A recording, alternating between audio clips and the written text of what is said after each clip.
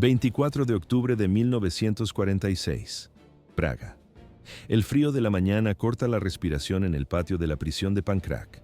Los guardias ajustan la soga, la madera del patíbulo cruje bajo el peso de los verdugos. Todo está listo para la ejecución de uno de los criminales más eficientes de la Alemania nazi. El hombre que camina hacia la horca no es un soldado común. Controlaba un imperio de 500.000 de policías. Sus órdenes directas causaron la muerte de más de 2 millones de personas en la Europa ocupada. Su nombre era Kurt Daluege. ¿Por qué casi nadie recuerda hoy su nombre? Era un burócrata de la muerte, no una estrella de la propaganda, pero su anonimato estaba a punto de terminar con el sonido de la trampilla abriéndose. Kurt Daluege nació el 15 de septiembre de 1897. El lugar, distrito de Kreuzberg, Berlín. Creció en una familia de funcionarios prusianos. El padre trabajaba para el gobierno. La madre mantenía la casa en orden. No hubo lujos, solo disciplina. A primera vista, una infancia normal, pero en realidad, un entrenamiento para la sumisión absoluta. En la Alemania imperial, la obediencia no era una opción, era la única virtud aceptable. Kurt asistió a las escuelas locales. Sus notas eran correctas, nada brillante.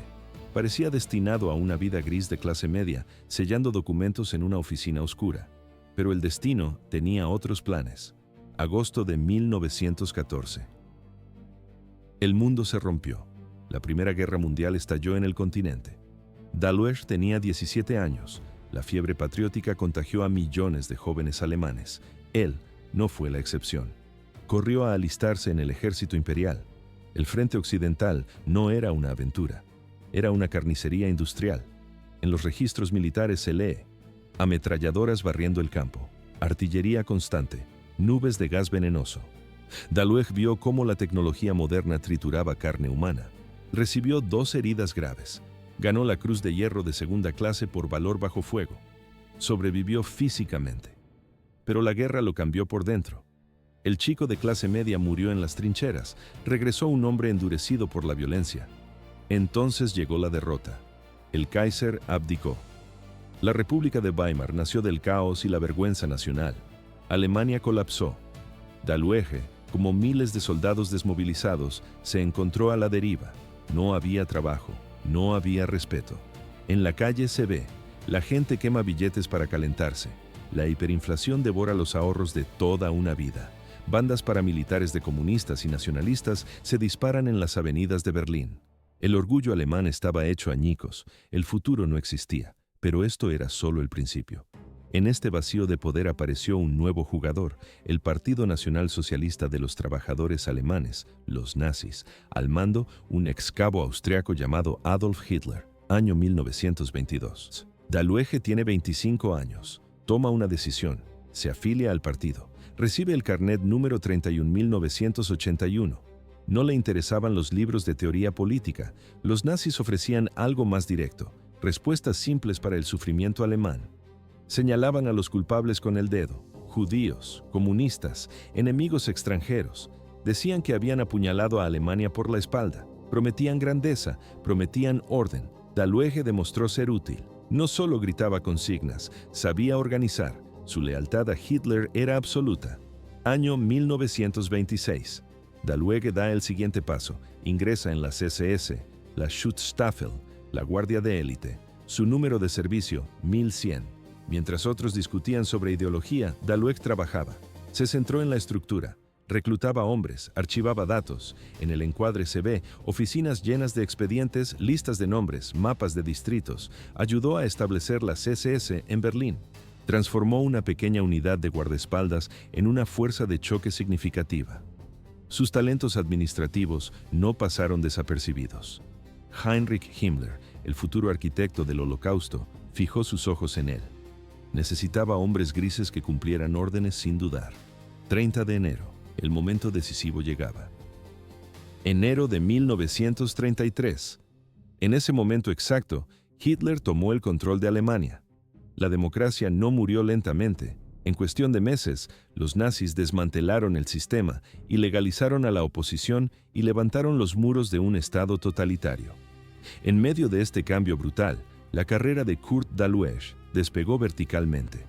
Para marzo del 33 ya se sentaba en el Consejo de Estado de Prusia. En junio fue nombrado jefe de la policía prusiana. Para el año 1936 comandaba la Ordnungspolizei, 500.000 de oficiales uniformados bajo un solo mando. ¿Era esta una fuerza policial normal? A simple vista, mantenían el orden en las calles, pero en realidad eran instrumentos de exterminio. No eran fanáticos de las SS con calaveras en las solapas, eran hombres comunes, padres de familia de mediana edad. Pero el adoctrinamiento nazi y la estructura férrea de Dahlewege transformaron a estos civiles en asesinos en masa. Aquí está el dato que muchos ignoran. El Holocausto no fue obra exclusiva de los escuadrones de la muerte de las SS. Los batallones de policía regular participaron con entusiasmo en los fusilamientos por toda Europa del Este. Los archivos históricos son claros. El batallón de policía 101, documentado por el historiador Christopher Browning, asesinó a 38.000 judíos en Polonia. No eran psicópatas, no eran sadistas clínicos, eran hombres corrientes ejecutando las órdenes de un sistema que Dahlewege ayudó a construir. Pero esto era solo el principio. Dahlewege estableció el marco administrativo para coordinar la participación policial en la solución final. Sus oficiales vigilaban los perímetros de los guetos, organizaban las redadas de deportación, disparaban a civiles al borde de las zanjas y cubrían los puestos en los campos de concentración. Cuando Himmler necesitaba hombres para los Einsatzgruppen, Dahlewege respondía. Envió personal entrenado de la Ordnungspolizei para los escuadrones móviles. Estos grupos asesinaron a más de 1 millón de judíos en la Unión Soviética. Los documentos de la época lo confirman. Dahlewege asistía a reuniones de alto nivel donde se planificaba el genocidio. Recibía informes detallados sobre las ejecuciones masivas. Sabía exactamente qué hacían sus fuerzas. No solo aprobaba las acciones, exigía mayor eficiencia. En las comunicaciones internas se leen sus elogios a los oficiales que mostraban una crueldad particular contra los civiles. Para el año 1942, Dahlewege alcanzó la cima de la jerarquía nazi. Ostentaba el rango de SS Oberstgruppenführer, el equivalente a un general de 4 estrellas. También era miembro del Reichstag, ese parlamento que servía solo para sellar los decretos del régimen. Heinrich Himmler lo consideraba un colega de confianza, un ejecutor fiable de la política de las SS. Todo parecía estar bajo control absoluto. Entonces llegó el 27 de mayo de 1942. 27 de mayo de 1942. Esa fue la fecha que cambió el destino de Praga. Reinhard Heydrich cruzaba la ciudad en su Mercedes descapotable. Se sentía intocable. Era el arquitecto del Holocausto y el jefe de la oficina principal de seguridad del Reich, pero en una curva cerrada 2 sombras lo esperaban: Jan Kubiš y Josef Gabčík, combatientes de la resistencia checa. Habían sido entrenados por los británicos para este momento exacto. No dudaron. Emboscaron el vehículo oficial. Una mina antitanque modificada estalló contra el lateral del coche. El ruido fue ensordecedor. La metralla y los fragmentos de metal caliente rasgaron la carrocería. Los trozos de acero se incrustaron profundamente en el cuerpo de Heydrich. No murió en el asfalto. La agonía duró 8 días. La septicemia y las heridas infectadas acabaron finalmente con él. ¿Por qué la furia de Hitler fue tan volcánica? Parecía que había perdido a un simple oficial, pero en realidad había perdido a su administrador más capaz. Heydrich era el hombre que presidió la conferencia de Wannsee, el hombre que sistematizó el exterminio.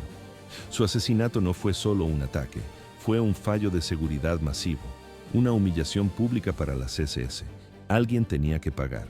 No bastaba con los asesinos. Todo el pueblo checo debía aprender qué sucedía cuando se mataba a un líder nazi. Hitler convocó a Kurt Dahlewege a Berlín.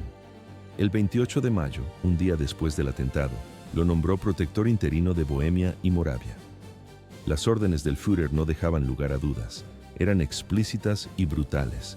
Exigía venganza exacta, aplastar a la resistencia, aterrorizar a la población hasta lograr una sumisión absoluta. Dahlewege aterrizó en Praga el 29 de mayo. Inmediatamente desató el infierno. A primera vista era un cambio de mando, pero en realidad era el inicio de una masacre. Las represalias comenzaron al instante. Se declaró la ley marcial en todo el protectorado. La policía checa, bajo las órdenes estrictas de Dahlewege, comenzó las redadas. Se establecieron cuotas de arresto arbitrarias. En las calles se veía hombres uniformados sacando a civiles de sus casas a la fuerza. Se detenía a miles basándose en sospechas endebles, a veces sin ninguna evidencia. Cualquiera podía ser el objetivo.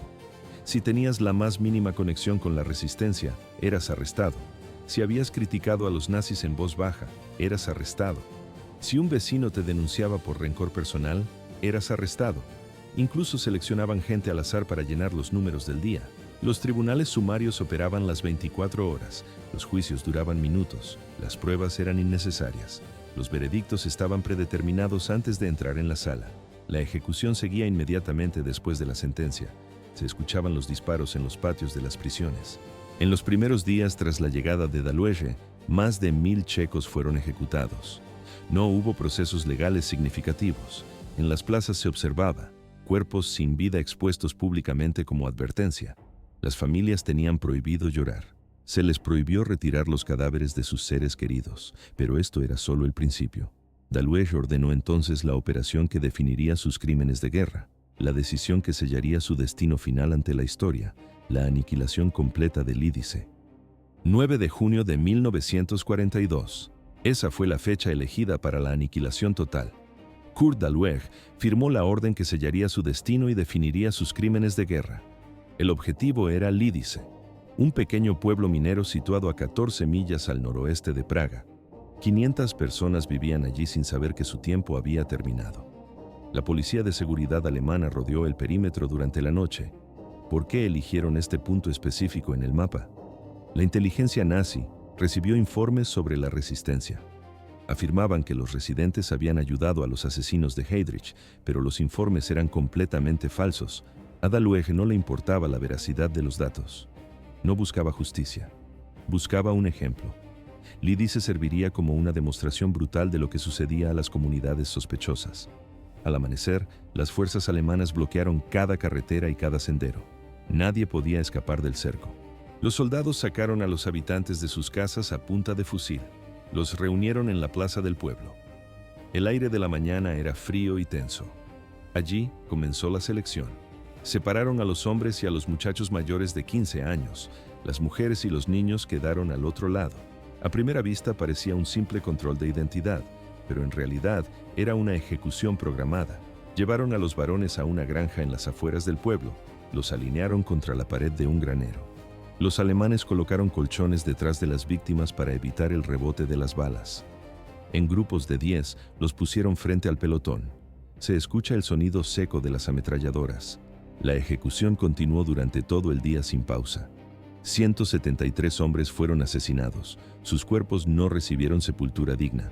Fueron arrojados a fosas comunes cavadas apresuradamente. Mientras tanto, las mujeres y los niños observaban la marcha de sus esposos y padres. Escucharon las detonaciones a la distancia. Comprendieron al instante lo que estaba sucediendo. No hubo piedad para ellas. 184 mujeres fueron subidas a camiones. Su destino era el campo de concentración de Ravensbrück. La mayoría moriría más tarde por inanición, enfermedades o trabajo esclavo. Pero esto era solo el principio de la tragedia.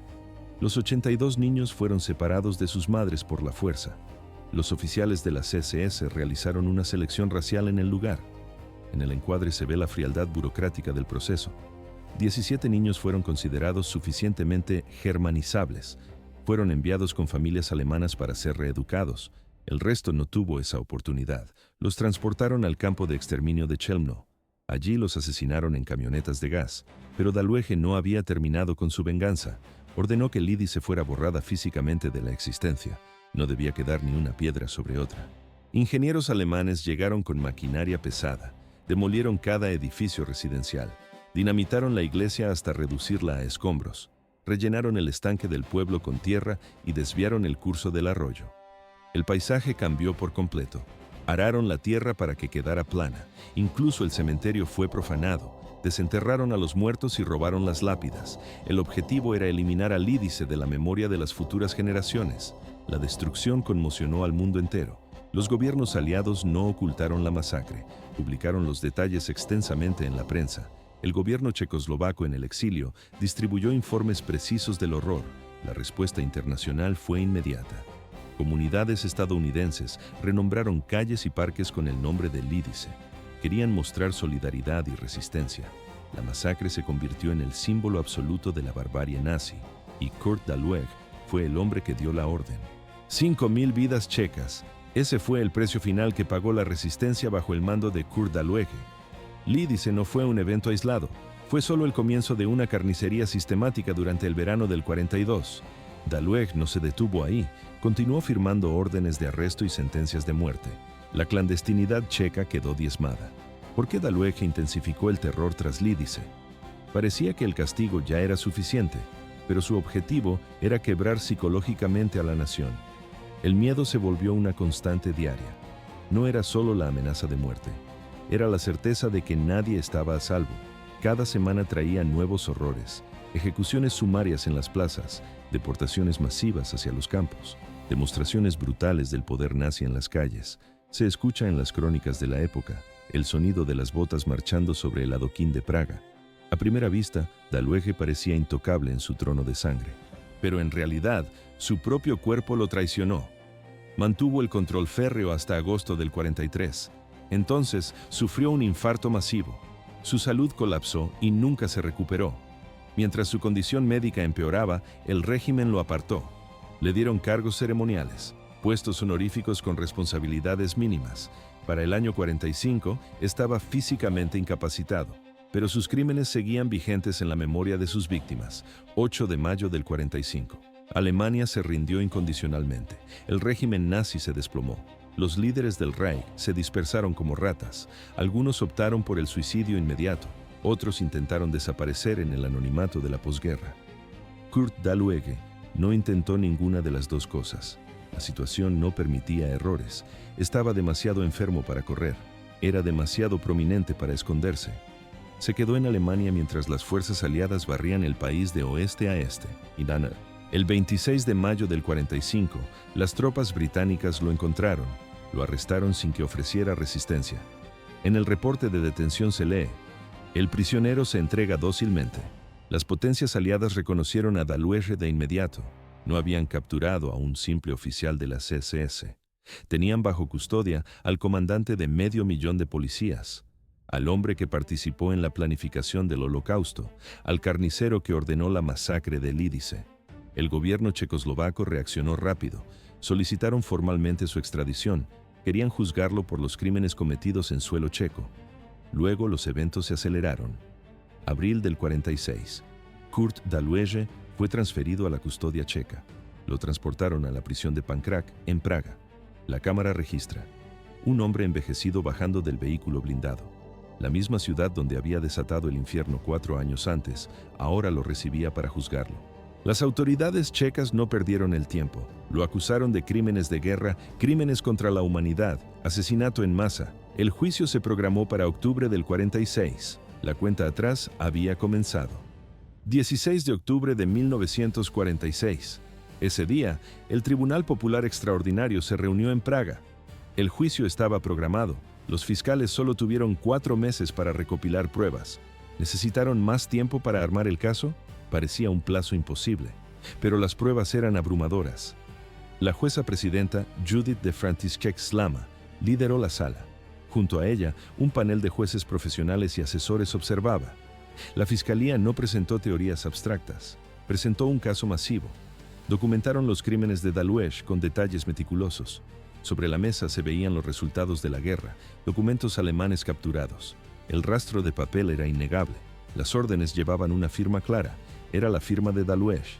A primera vista, simples trámites burocráticos, pero en realidad eran sentencias de muerte. Autorizó ejecuciones masivas, ordenó deportaciones, supervisó la destrucción total de Lidice. Sus propios registros administrativos lo condenaban. Mostraban que él aprobaba personalmente las listas de la muerte. Luego llegó el turno de las víctimas. Los testimonios de los supervivientes formaron el núcleo emocional del juicio. Testigos checos subieron al estrado. Describieron cómo la policía alemana asesinó a sus familiares. Los supervivientes de Lidice narraron el día en que su pueblo fue aniquilado. Recordaron el sonido seco de las ametralladoras. Esas balas mataron a sus maridos, mataron a sus padres. Pero esto era solo el principio del horror. Testificaron sobre niños arrancados de los brazos de sus madres, enviados directamente a las cámaras de gas. Mujeres que sobrevivieron al campo de concentración de Ravensbrück describieron el infierno. Las condiciones allí mataron a docenas de prisioneros de Lidice. Daluege aguantó el proceso con la salud destrozada. Tenía 49 años, sin embargo, parecía mucho mayor. En el encuadre se nota, su rostro está pálido y demacrado. Su cuerpo, debilitado por una enfermedad cardíaca. No llevaba el uniforme de la CSS, llevaba ropa civil. Estaba despojado de toda insignia de poder. A diferencia de muchos acusados nazis que gritaban desafíos o alegaban ignorancia, Daluege adoptó una estrategia diferente. Admitió sus acciones, pero negó la intención criminal. Sí, había ordenado represalias. Sí, había firmado órdenes de ejecución. Sí, había destruido Lidice, pero afirmó que seguía órdenes de Hitler y Himmler. Insistió en que era un soldado. Dijo que obedecía comandos legítimos de sus superiores. Calificó las masacres como una necesidad militar tras el asesinato de Heydrich. Nunca expresó remordimiento. Nunca pidió perdón. Mantuvo que había cumplido con su deber como oficial alemán. La defensa intentó otra vía desesperada. Argumentaron que la mala salud de Daluege hacía inapropiada la ejecución. Presentaron pruebas médicas. Mostraron su grave enfermedad cardíaca. Sugirieron que la prisión sería un castigo adecuado dada su corta esperanza de vida. Lo pintaron como un burócrata. Alguien que implementaba políticas, no un asesino directo. Nada de eso funcionó. La fiscalía demolió cada argumento de la defensa. La ley internacional, incluso en 1942, prohibía el castigo colectivo de civiles. Las convenciones de La Haya, que Alemania había firmado, prohibían explícitamente las represalias contra no combatientes. Las órdenes superiores no eran defensa para comandos manifiestamente ilegales. Asesinar mujeres y niños nunca fue una acción militar legítima. Daluege no era un funcionario sin cerebro. Tenía una autoridad inmensa y la ejerció con entusiasmo para cometer atrocidades. 23 de octubre de 1946. El tribunal dictó sentencia. Muerte en la horca. Esa fue la sentencia final. La sala del tribunal estaba llena hasta el tope. Cientos de espectadores observaban en silencio. Muchos de ellos eran supervivientes de la ocupación nazi. Otros eran familiares de las víctimas que nunca regresaron a casa. El juez Slama leyó el veredicto con voz firme. Culpable de todos los cargos, Kurt Daluege fue condenado por crímenes de guerra y crímenes contra la humanidad. ¿Por qué la sentencia fue tan severa? A primera vista, Daluege parecía un burócrata de escritorio, pero en realidad era un arquitecto del terror. El tribunal estableció un hecho innegable. Daluege había ordenado y supervisado personalmente el asesinato de miles de civiles checos. Su responsabilidad en la masacre de Lidice era absoluta. No había lugar para dudas. Su posición administrativa lo condenó. Como jefe de la Ordnungspolizei, era responsable de cada crimen cometido en el protectorado. Sus abogados intentaron una defensa desesperada. Argumentaron que solo seguía órdenes superiores. Los jueces rechazaron esta excusa de inmediato. La declararon legalmente insuficiente y moralmente quebrada. Determinaron que la ejecución era el único castigo apropiado para una criminalidad tan enorme. En la sala, la tensión era palpable. Daluege escuchó la sentencia de pie. No mostró ninguna reacción visible. Su rostro permaneció inexpresivo como una máscara de piedra. Los guardias lo esposaron y lo escoltaron de regreso a su celda en la prisión de Pankráck. Bajo la ley checa, tenía derecho a apelar, pero nadie tenía esperanzas. El resultado era seguro. La evidencia en su contra era demasiado aplastante. Los crímenes eran demasiado extensos. El veredicto era simplemente demasiado justo. Sus abogados presentaron las apelaciones requeridas por protocolo. Fueron rechazadas en cuestión de días, pero esto era solo el principio del fin. La fecha de la ejecución quedó fijada en el calendario. 24 de octubre de 1946. Daluege pasó su última noche escribiendo. Redactó cartas finales para su esposa y su familia. Solicitó la presencia de un ministro protestante. El religioso lo visitó y rezaron juntos en la penumbra de la celda. Los registros de la prisión indican un detalle físico. Le sirvieron la cena, pero dejó el plato casi intacto. Apenas comió. Durmió a ratos de forma inquieta. En el pasillo se escuchaban pasos constantes. Los guardias revisaban la celda cada 30 minutos. No era por protocolo estándar. Era una medida estricta para prevenir intentos de suicidio.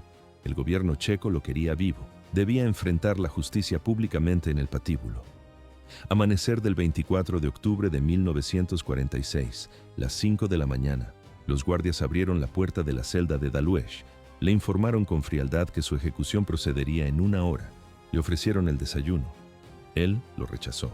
El ministro protestante regresó para las oraciones finales. En el encuadre visual, un hombre resignado. Daluege se vistió con la misma ropa civil que había usado durante todo el juicio, un traje desgastado por el proceso. A las 5:45 los guardias actuaron. Le ataron las manos. Todo estaba listo. Las 6 de la mañana. A esa hora precisa, los guardias ataron las manos del condenado a su espalda y lo sacaron de la celda. La ejecución tendría lugar en el patio de la prisión de Pankráck. No era una ubicación aleatoria. En ese mismo suelo, los nazis habían ejecutado a cientos de combatientes de la resistencia checa durante la ocupación. A primera vista, un simple patio de prisión, pero en realidad un círculo de justicia simbólico que se cerraba. Habían construido una horca de madera, simple, funcional, sin teatralidad innecesaria. Solo una plataforma, una viga transversal y una cuerda. 50 testigos oficiales se reunieron en el lugar, funcionarios del gobierno, fiscales, jueces y periodistas. Pero su presencia era secundaria. Lo más significativo eran las otras testigos, supervivientes directas de los crímenes de Kurt Daluege. Entre ellas, mujeres del Lídice que soportaron el infierno de Ravensbrück y vivieron para ver este día. Las autoridades checas tomaron una decisión firme. Rechazaron una ejecución pública masiva como la de los guardias de Stutthof. Esto sería un acto presenciado, pero no un espectáculo de circo. Los guardias escoltaron a Daluege a través del patio hacia el patíbulo. En los registros se describe su marcha. Caminaba lento, sin ayuda, pero con dificultad. Su deterioro físico era evidente. Arrastraba los años y la enfermedad. Su rostro permanecía inexpresivo, una máscara vacía. Si sentía miedo o arrepentimiento, no mostró nada. Se escucha el murmullo de un ministro protestante. Caminaba a su lado recitando oraciones. Daluege parecía sordo a sus palabras. El verdugo esperaba en la plataforma. Era un profesional contratado por las autoridades. ¿Por qué la ley checa exigía métodos humanos para un monstruo? Podrían haber elegido el dolor, pero la ley buscaba justicia, no sadismo. La técnica sería la caída estándar, calculada para romper el cuello al instante. Inconsciencia rápida, una muerte mucho más misericordiosa que la que Daluege concedió a sus miles de víctimas. Al pie de la horca, los funcionarios leyeron la orden formal. El documento enumeraba los crímenes, el veredicto del tribunal y la autoridad legal. La lectura duró 3 minutos. Daluege escuchó sin reaccionar. Sus ojos se fijaron en un punto distante. Miraba más allá de los muros de la prisión, pero esto era solo el principio del fin. Cuando terminó la lectura, los oficiales lanzaron la pregunta. ¿Deseaba hacer una declaración final? Daluege se negó. Pronunció solo 4 palabras en alemán. No tengo nada que decir. Esas fueron sus últimas palabras. Ninguna confesión, ninguna disculpa, ningún reconocimiento del inmenso sufrimiento causado. Solo silencio. Los guardias lo guiaron por los escalones de madera hacia la plataforma. Su condición cardíaca hacía difícil el ascenso. Tuvieron que sostenerlo para que no cayera antes de tiempo. Una vez arriba, lo colocaron sobre la trampilla. El verdugo le puso una capucha blanca sobre la cabeza. El rostro del criminal desapareció. La soga se ajustó alrededor de su cuello. El nudo se colocó con precisión detrás de la oreja izquierda para asegurar la máxima eficiencia mecánica. Las 6:04. El verdugo tiró de la palanca.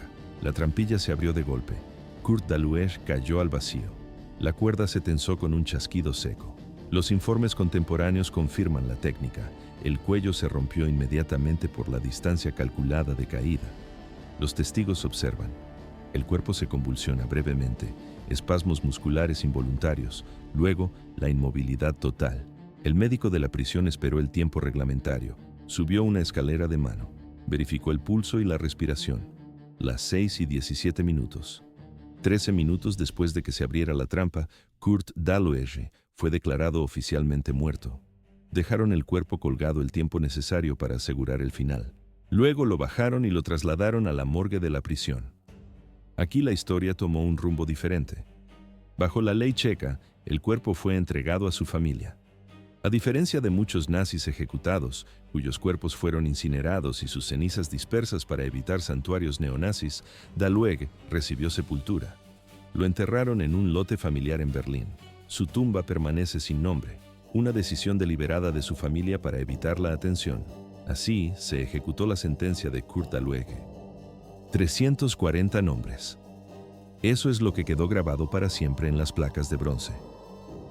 Kurt Daluege cerró un capítulo judicial con su muerte, pero el eco de los disparos continuó durante décadas. La masacre de Lidice no se borró de la memoria checa. En 1947, el gobierno tomó una decisión drástica. No bastaba con recordar el horror, había que reconstruir. Levantaron una nueva aldea cerca del sitio original. El terreno de la masacre se conservó intacto, convertido en un parque conmemorativo y un museo del silencio. Hoy, el memorial de Lidice recibe a miles de visitantes cada año. Caminan lento entre las sombras del pasado. El lugar del asesinato está marcado con esculturas frías y monumentos de piedra. En el encuadre se ve un jardín de rosas florece donde antes se alzaban las casas quemadas. Son miles de rosales plantados con contribuciones de todo el mundo. Donde hubo fuego, ahora hay pétalos. Las escuelas traen autobuses llenos de niños. Vienen a aprender una lección dura sobre lo que sucede cuando el odio y el totalitarismo no encuentran resistencia. Pero esto era solo el principio. La ejecución de Daluege fue solo una pieza en un engranaje mucho mayor. El gobierno checoslovaco llevó a juicio a más de 700 criminales de guerra nazis y colaboradores. Los tribunales trabajaron sin descanso. Entre 1945 y 1948 dictaron aproximadamente 475 penas de muerte. No todos llegaron al patíbulo. Hubo apelaciones, hubo conmutaciones. Algunos murieron en sus celdas por causas naturales antes de sentir la soga.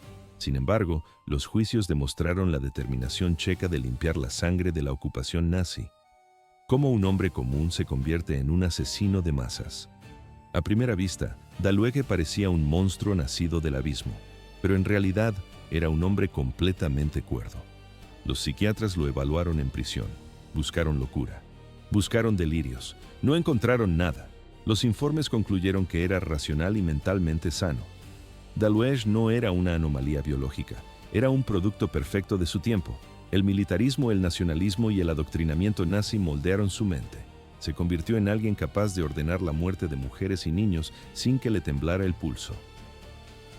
La investigación del historiador Christopher Browning sobre el Batallón 101 reveló verdades aún más oscuras. Los hombres bajo el mando de Daluege no eran demonios.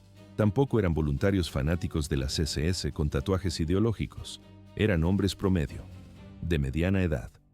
Muchos eran de clase trabajadora o clase media baja, reclutados para el servicio policial. Padres de familia, esposos.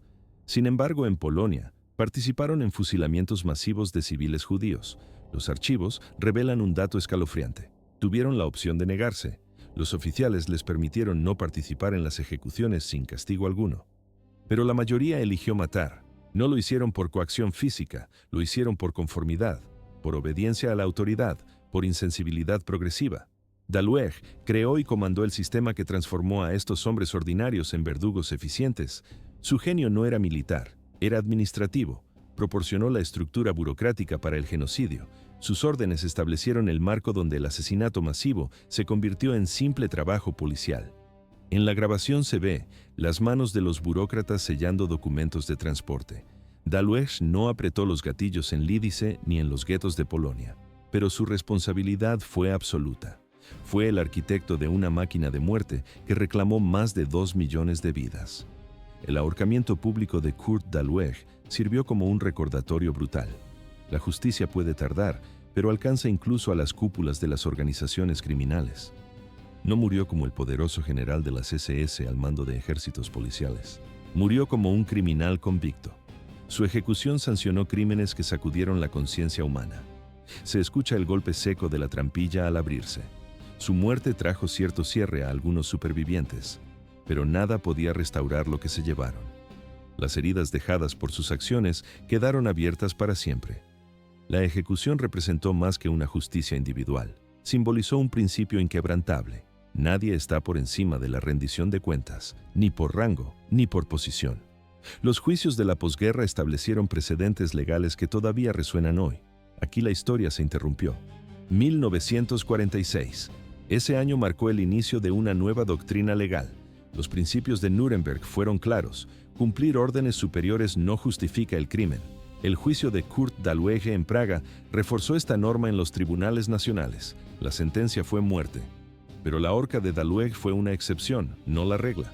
¿Por qué falló la justicia global? A primera vista, el mundo parecía unido contra el nazismo, pero en realidad miles de verdugos caminaban libres por las calles.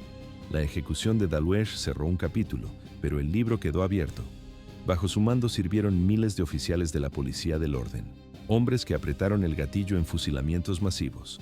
Estos hombres no subieron al patíbulo, simplemente se quitaron el uniforme. Regresaron a sus casas en la Alemania de posguerra. Se convirtieron en panaderos, maestros o funcionarios. Sus crímenes quedaron sin registro, sus víctimas sin respuesta.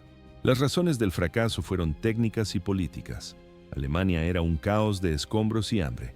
Los archivos de la SS ardieron durante días antes de la rendición. El olor a papel quemado cubría las ciudades. Los testigos habían muerto en las cámaras de gas o estaban dispersos por el mundo. Los fiscales no tenían recursos. Faltaba papel, faltaba personal, faltaba tiempo. Luego llegó la Guerra Fría. Las prioridades cambiaron de la noche a la mañana. El enemigo ya no era el nazismo, era el comunismo soviético. Occidente necesitaba una Alemania federal fuerte. Se permitió la reconstrucción sin mirar atrás. Los programas de desnazificación se volvieron superficiales. Para la década de 1950, antiguos nazis ocupaban cargos de influencia. Firmaban documentos oficiales con las mismas manos que habían ordenado deportaciones. Esto trajo consecuencias devastadoras.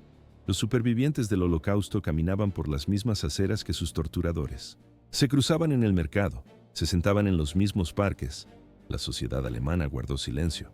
Nadie quería hablar de la responsabilidad colectiva. Solo en los años 60 cambió el viento. Una nueva generación comenzó a hacer preguntas incómodas a sus padres. De 1963 a 1965, los juicios de Frankfurt rompieron el tabú. En la sala del tribunal se escuchaban grabaciones y testimonios. Por primera vez, los perpetradores de bajo rango enfrentaron a la justicia. Llegaron 2 décadas tarde. La ejecución de Daluege también abrió un debate técnico que perdura hoy. ¿La pena de muerte es justicia? Los defensores dicen que sí. Argumentan que crímenes de tal magnitud exigen el castigo máximo. Para ellos, ver al criminal colgar es un cierre moral y una advertencia física. Los opositores ven algo distinto. Sostienen que la ejecución convierte al criminal en mártir. Dicen que reduce la justicia a una simple venganza estatal. Además, un cadáver no puede ser estudiado. La muerte impide entender la mente del asesino. La justicia internacional moderna ha tomado partido. El Tribunal para la Ex-Yugoslavia y la Corte Penal Internacional prohíben la pena capital. La máxima sentencia es la cadena perpetua. Es una evolución filosófica sobre cómo la humanidad castiga la atrocidad, pero en la Praga de la posguerra la visión era otra.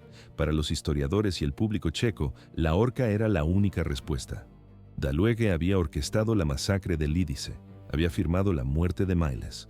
Su ejecución no fue vista como barbarie, fue vista como equilibrio. Los nazis que aterrorizaron a la población debían pagar con su vida. Para los supervivientes presentes, la escena fue visceral. Algunos sintieron satisfacción al ver caer el cuerpo, otros sintieron un vacío frío. En la grabación del evento se nota, las caras de las viudas no muestran alegría, solo agotamiento. Una superviviente lo resumió años después con frialdad absoluta. Dijo, verlo colgar no me devolvió a mi marido, no reconstruyó mi casa, pero le dijo al mundo que esto no es gratis. Eso era lo único que importaba. La lección final de la vida de Daluege es inquietante. Años más tarde, la filósofa Hannah Arendt acuñaría el término la banalidad del mal. Daluege no parecía un monstruo, no tenía garras ni colmillos. En las fotos de archivo se ve a un hombre común, un burócrata con uniforme.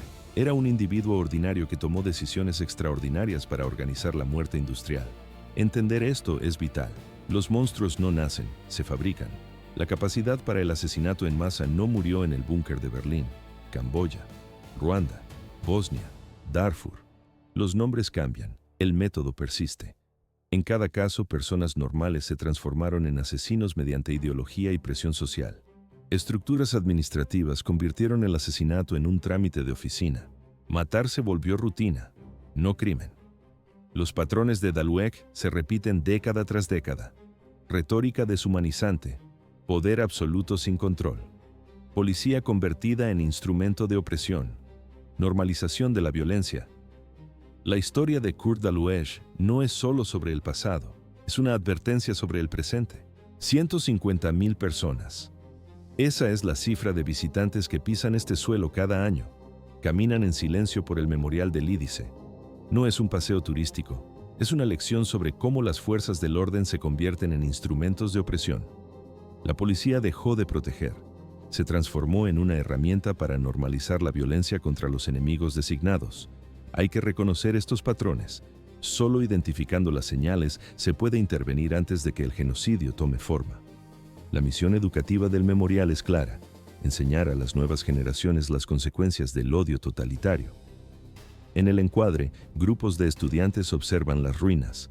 Los programas educativos no se centran solo en el qué, enfatizan el cómo.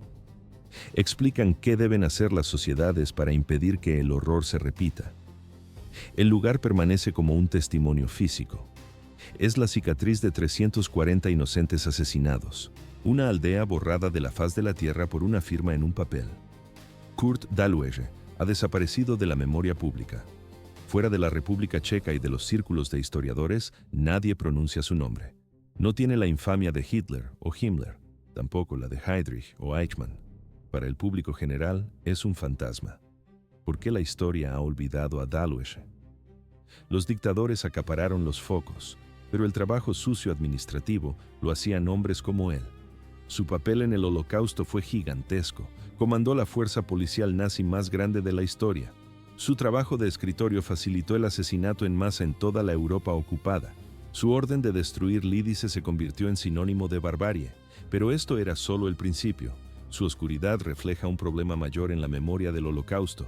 Recordamos a los monstruos famosos, pero olvidamos a los miles de perpetradores que hicieron posible el genocidio. Un asesinato masivo requiere una cadena de mando. No basta con un líder dando gritos. Se necesitan cientos de burócratas implementando directivas, miles de oficiales ejecutando acciones, millones de ciudadanos ordinarios mirando hacia otro lado. Entender el genocidio exige examinar el sistema completo. No se trata solo de monstruos individuales.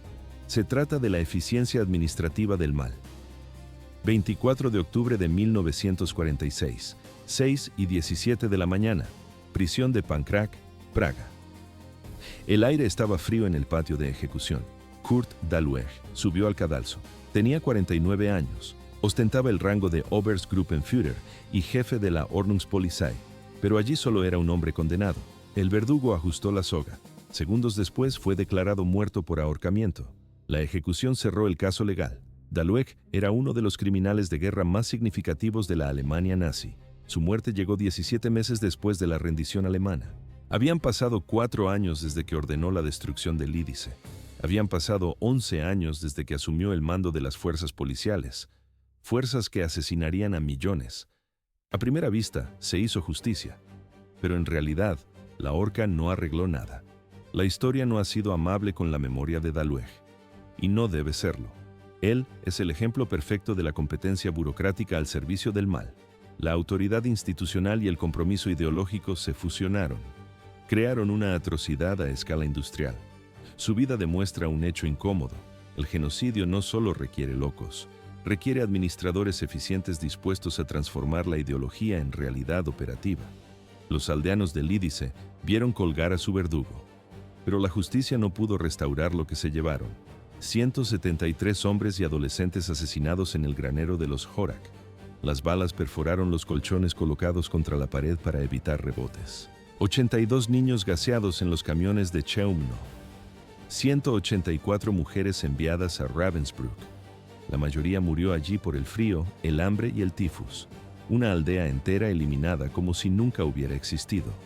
En la grabación de archivo se ve las topadoras alemanas aplanando los escombros. Querían borrar hasta los cimientos, pero la nueva Lídice se reconstruyó tras la guerra.